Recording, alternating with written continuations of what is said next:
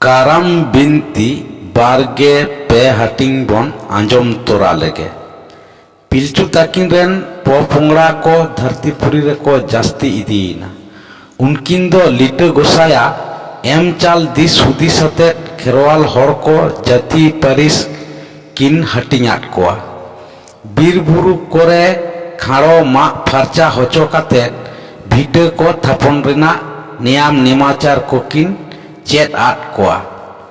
ᱱᱟᱯᱟᱭᱛᱮ ᱛᱟᱦᱮᱱ ᱞᱟᱹᱜᱤᱫ ᱚᱱᱟ ᱪᱟᱛᱚᱢ ᱵᱤᱫ ᱠᱟᱛᱮᱫ ᱵᱟᱹᱨᱥᱤ ᱦᱟᱯᱟ ᱥᱤᱫᱩᱵ ᱦᱚᱪᱚ ᱠᱟᱛᱮᱫ ᱥᱤᱸᱫᱩᱨ ᱞᱩᱜᱽᱲᱤᱡ ᱨᱮ ᱵᱚᱸᱜᱟ ᱵᱩᱨᱩ ᱠᱚᱠᱤᱱ ᱟᱛᱟᱝ ᱦᱚᱪᱚ ᱠᱮᱫ ᱠᱚᱣᱟ।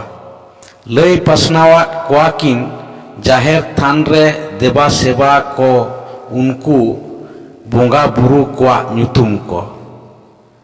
ᱮᱢ ᱪᱟᱞᱟᱫ ᱠᱚᱣᱟ ᱠᱤᱱ ᱚᱲᱟᱜ ᱵᱚᱸᱜᱟ ᱠᱚ। ᱡᱟᱦᱟᱸᱭ ᱠᱚᱣᱟᱜ ᱫᱟᱲᱮᱛᱮ ᱩᱱᱠᱩ ᱠᱷᱮᱨᱣᱟᱞ ᱡᱟᱹᱛᱤ ᱦᱚᱲ ᱠᱚᱫᱚ ᱟᱠᱚ ᱠᱚ ᱛᱟᱞᱟᱨᱮ ᱵᱟᱦᱨᱮ ᱥᱮᱫ ᱠᱷᱚᱱ ᱥᱮᱴᱮᱨᱚᱜ ᱟᱹᱰᱤ ᱞᱮᱠᱟᱱᱟᱜ ᱫᱩᱠ ᱫᱟᱹᱯ ᱠᱷᱚᱱ ᱠᱚ ᱚᱣᱟᱨ ᱫᱩᱜᱚᱜ ᱢᱟ ᱵᱟᱲᱮ।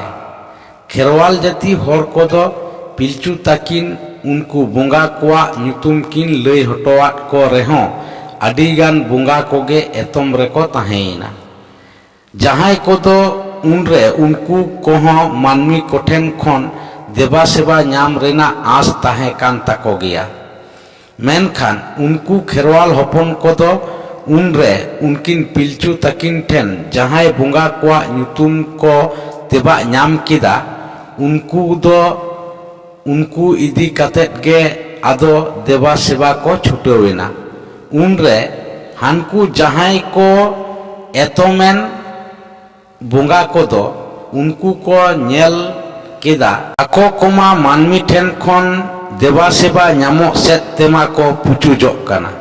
ओना लेकाते मानमी को सामांग रे मिमिद लेकाना जाहरा जारी सदर तो एकाल गे लाक्तिक कना। बांग रे दो मानमी कोठेन खन देवा सेवा दो एकाल गे जनिक खान बांग ᱧᱟᱢᱚᱜᱼᱟ। ओना को सेत दिशा कतेत गे एतम लेन को उनको बोंगा बुरु को दो मिमिद ऑक्तो मिमिद लेकाना जाहरा मानमी को सामांग रे उदु सदर कते आको को देवा सेवा हचो रेना दाव को मानमी ठेन खन को अदय हताव अकादा।